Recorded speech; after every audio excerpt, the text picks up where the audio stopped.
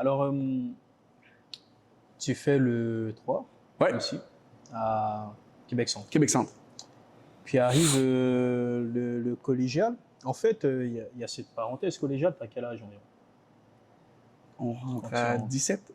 À 17? Ouais, 17, 18 ans. C'est quoi, 2010, 2011? 2010, si je ne me trompe pas. On remonte, hein? Bon, on remonte. Ouais, T'es 2010. vieux.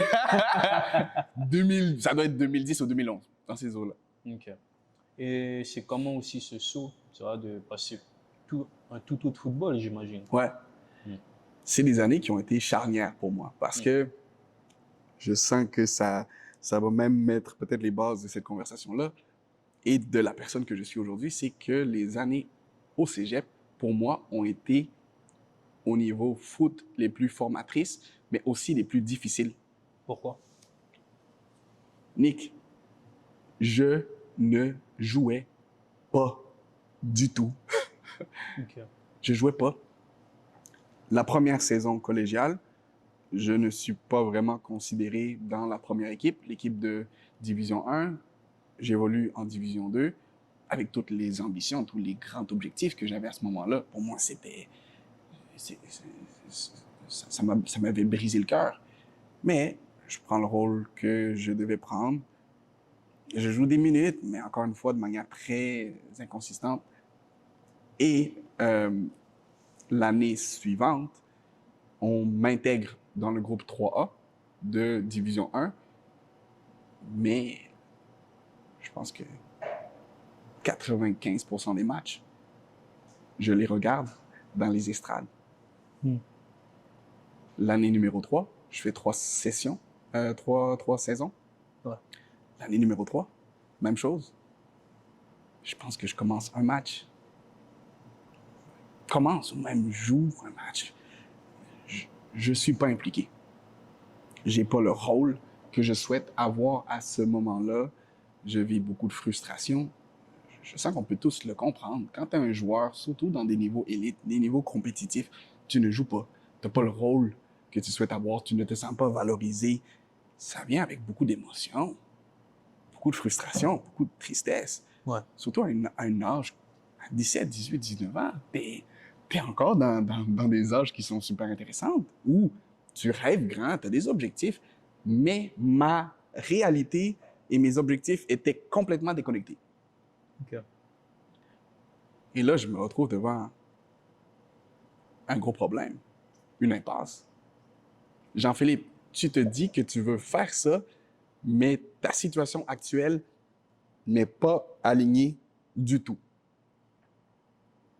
Et on se parlait tantôt des moments, des saisons où je me sentais perdu. Ça, c'en était une très belle. Pendant 3 ans, je dirais même peut-être 4, où je ne sais pas quoi faire. Je joue pas. Triste, frustré, jalousie, envie. Je vois mes meilleurs amis qui jouent. Et on joue dans une équipe qui gagne. On va au championnat canadien. Je m'en souviens, c'était en Colombie-Britannique. Je fais le voyage. Je joue 10 minutes. Et c'était parmi les cadeaux que j'ai eus dans cette saison-là parce que habituellement, j'étais dans les gradins. Donc, ce chapitre collégial, ça n'a pas été facile du tout. Mais très formateur, je te dirais. On fait quoi dans ce temps-là? Est-ce qu'on se réfugie dans le travail? Parce que est-ce qu'on a l'impression que tout ce qu'on fait, ce n'est pas assez? Oui. Clairement, à ce moment-là, il y a une remise en question. Je sens que, je te dirais même, les mots sont pas faibles. J'étais dans une crise existentielle.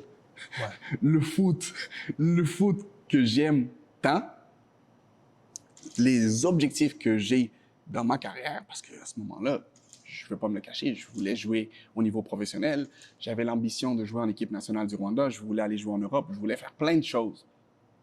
Mais là, je comprenais qu'il y avait une grande déconnexion. Et à ce moment où j'étais probablement au plus bas,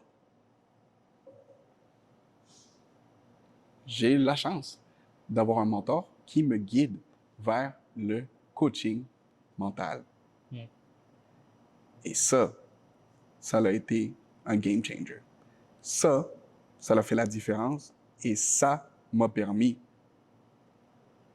d'utiliser ces moments, cette période d'adversité et la transformer dans quelque chose d'extraordinaire. Alors, tu sais, quand tu me parles de ça, ça fait écho à un entrevue que j'avais eu avec François Bourget, qu'on embrasse évidemment, qui parlait du fameux mur de la réalité chez un footballeur. Wow. Où tu te demandes, est-ce que j'ai le niveau? Mm. Et il expliquait que ça peut être quand tu joues au Real de Madrid, quand tu es en MLS, comme tu peux jouer avec tes potes au quartier. Toi, est-ce que tu as le sentiment que tu as eu, en fait, tu parlais de claque, de retour à la réalité. Est-ce que tu penses que tu as ressenti ça aussi en étant au collège? Clairement, ça a été un coup de massue. Ça a été un choc. Parce qu'à ce moment, quand tu joues dans le 3, je me souviens dans les équipes de jeunes, j'étais souvent capitaine. J'étais un leader, j'étais un joueur qui était positif, qui avait une influence dans le groupe. Et là, je me retrouve avec un groupe, avec une équipe de bons joueurs. Beaucoup de talent. Beaucoup de joueurs à très grand potentiel. Et je me rends compte que peut-être que je ne suis pas au niveau ou à l'endroit que je pense être. Ouais. Si ça, c'est un mur, le mur que tu parles, je pense qu'il était clair à ce moment-là pour moi. Et dans cette quête de solution, dans cette quête de lumière, j'ai la chance d'avoir quelqu'un qui me guide vers le coaching mental et qui me permet d'ôter le focus sur tout ce qui se passe autour et de le ramener sur moi. Et je pense que le piège dans une situation comme ça, quand tu vis de l'adversité, quand il y a un moment qui est difficile, quand tu joues pas, quand tu es blessé, c'est de se mettre à blâmer. Ouais. C'est quelque chose que j'ai fait en profusion. Je blâmais, je trouvais des excuses. C'est la faute du coach, c'est la faute de l'assistant coach, c'est la faute du club, c'est la faute de tout le monde, sauf la mienne. Mais quand ce narratif-là a changé, que je l'ai orienté vers moi, sur ma responsabilité, sur qu'est-ce que je pouvais faire, sur le travail intrinsèque que je devais faire, là, j'étais beaucoup plus aligné, j'étais beaucoup plus centré et je suis devenu une machine à travailler. Tu parlais de se réfugier dans le travail, mais je veux dire que j'ai vraiment réorienté toute cette situation-là et je me suis dit, si c'est ça que la vie te donne maintenant, tu vas retirer le maximum. Maintenant, c'est toi avec toi. Plus d'excuses, il y a plus de « c'est la faute de tel, tel, tel ». Si tout se passe bien, ça va être à cause de toi. Si tout se passe mal, ça va être à cause de toi. Et quand tu changes ce scénario-là, là, je deviens l'auteur principal de mon histoire. Je me suis dit qu'à un moment, ça allait payer. À un moment, la vie allait me récompenser.